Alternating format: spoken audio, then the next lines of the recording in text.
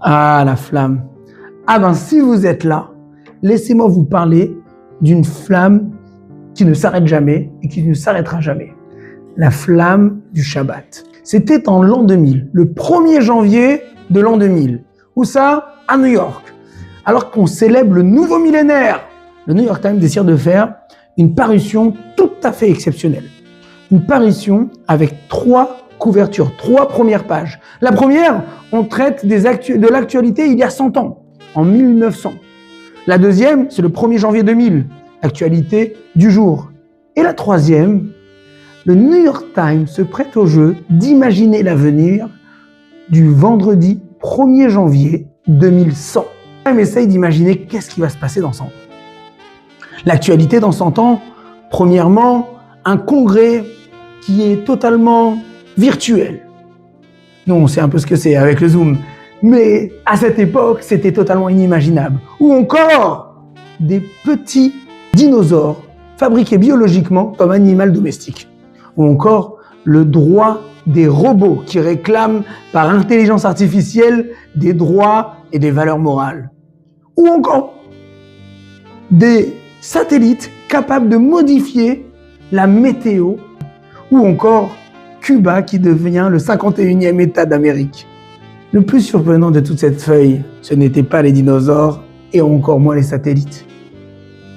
C'est tout en bas de la feuille, en bas à gauche. Le New York Times prend quelques lignes et met aujourd'hui. 1er janvier 2100, nous sommes un vendredi. Femmes et jeunes filles juives allumeront les bougies de Shabbat 18 minutes avant l'horaire du coucher du soleil à New York, 4h39.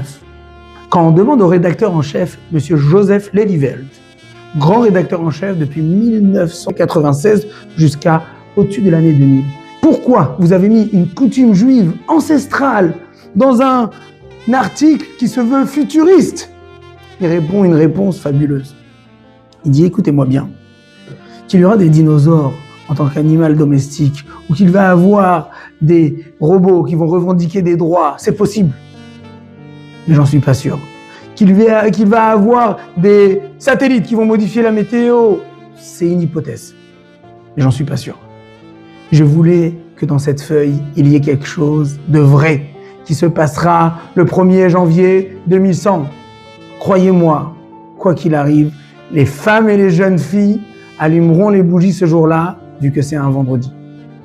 Cette réponse a tout à fait choqué, parce qu'elle montre qu'au-delà de la modernité, au-delà de la technologie qui est instable, il y a quelque chose de vrai, il y a quelque chose d'éternel. Allumez les bougies de Shabbat. Femmes et jeunes filles, prenez le temps d'allumer les bougies avant l'heure du coucher du soleil et sachez que grâce à cette lumière, on méritera la venue de Mashiach. Amen. Shabbat Shalom.